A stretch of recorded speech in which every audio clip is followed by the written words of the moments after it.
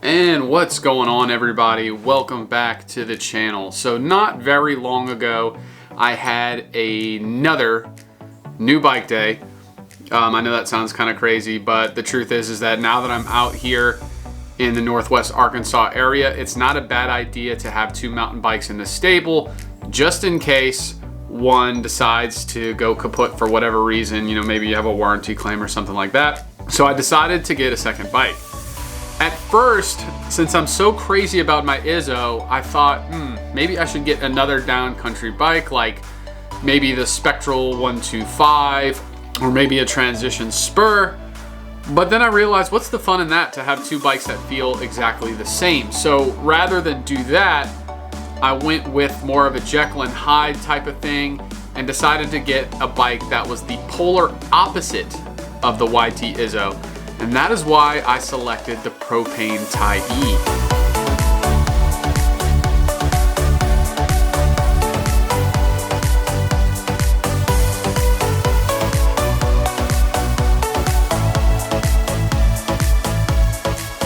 Again, my Izzo is a 130 29er trail bike. This new one is a dedicated 27.5 bike with 170 mils of travel up front and 160 out back. So completely different attitude, although they do look similar. I've got the matte black on the Izzo. With the Tyee, I decided to go with the gloss raw carbon that pretty much just looks like a gloss black.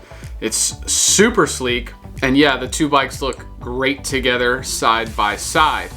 Now, why did I select Propain is a whole nother story. So my Yakima roof rack is very choosy about wheelbases, and a lot of the modern enduro bikes are extremely long, to the tune of not being able to fit on my rack at all.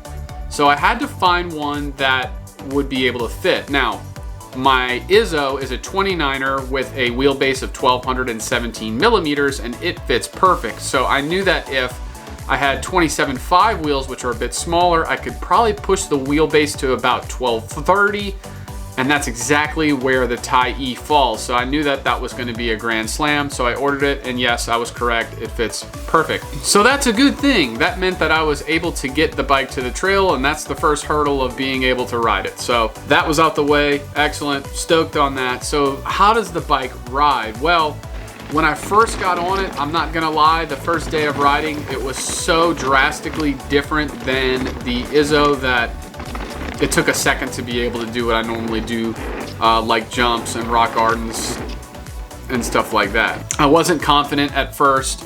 You know, the head angle is so drastically different. I'm used to a 67, now I'm on like a 64.5 or something like that. It's way slacker. So it just took a moment to get acquainted with the bike. Now, there were a couple other tweaks that I had to make personally to make the Tyee feel as comfortable as I was on my Izzo. Some of those things were narrowing the bars, lowering the stem, sliding the saddle all the way forward, and also making sure that my sag was dialed in, because for my first two rides, I thought I had the fork at 20% sag, but it was only at 10%. So yeah, the bike really liked to lean back, and it just felt like, you know, a chopper. So glad I got that knocked out, because now I'm a few rides in with all those tweaks made, and I'm becoming very comfortable on this bike. Basically, I'm becoming so comfortable that I'm noticing a lot of jumps that I was nailing on the Izzo, I'm now oversending to flat on the Tyee. And I'm not sure if that's because of the Tyee or if I'm just progressively getting more comfortable with being in the air. It could go either way. But yeah, the bike is really sick. I haven't fully tapped into all of the suspension travel that it has to offer, so I know that it can take me down some gnarlier stuff. I have put a win on the board in Neosho on a trail that I was kind of worried about hitting. There was just this really sketchy rock guard on a black diamond trail in the Morse Park trail system, and I was able to clean that line. I did hit it slow, but regardless, I got it done, and I attribute that a lot to having a nice long travel bike that can just swallow up all those types of imperfections. But again, my quick opinion of the bike is that it is solid, and I'm super excited to spend more time with it. So let's talk about the specs a little bit. When you order this bike from Propain, I thought it was a pretty good value. It was right at 4,000 bucks. That's a full carbon fiber frame. You get a GX group, G2R brakes, a Yari fork, and some sort of RockShox Deluxe shock, you know, whatever. It only has rebound on it, but it's fine. And then my bike actually got even sweeter because they were out of G2R brakes, so they upgraded me for free to the Code RSC brakes, which are awesome. And I've done a couple small mods to the bike, but nothing crazy. One of which is the SDG Radar saddle, which is my favorite saddle. I just find it to be the most ergonomic for my body type, so I put that on there. And then another mod that is kind of a big deal that I did was I switched out the Yari fork for the Zeb Charger R. I do weigh 210 pounds. And that is before I'm kitted up, so I wasn't super fond of the idea of running a 35 mil stanchion fork with a 170 mil stroke. It even looked kind of weird to me. So I went ahead and got the Zeb Charger R with the 38 mil stanchions. And this is my first time running a Zeb, and that fork it's very interesting because the slightest changes in pressure in the air chamber change the characteristics dramatically.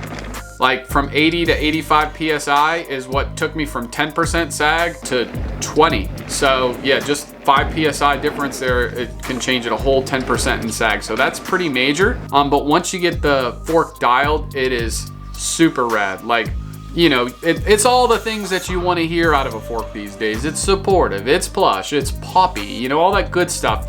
The fork works, man, and I really, really enjoy it, and I could see me running it on other bikes in the future. It kind of just feels like the Pike's big brother. I love the way the RockShox forks feel, so, you know, I tend to put them on every bike I've got. I do want to mention real quick, just as a side note, I always appreciate you guys being here to watch my videos. If you want to support this channel in any way, I've now added a bunch of links in the descriptions of my videos, including this one.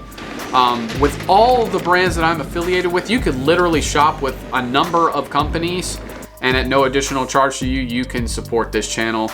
So, you know, if you feel it in your heart to help out, that's how you can do it. And some of those retailers even have a coupon code for my audience, so check those out as well below. Other than that, I just want to thank each of you for stopping in to check out this new bike that I've got. If you have any questions about it, please hit me up in the comments. Yeah, that's pretty much it. Make sure that you subscribe for more content over here at Cure Cycling. And remember that the ride is a cure, and I will see you guys on the next one. Take care.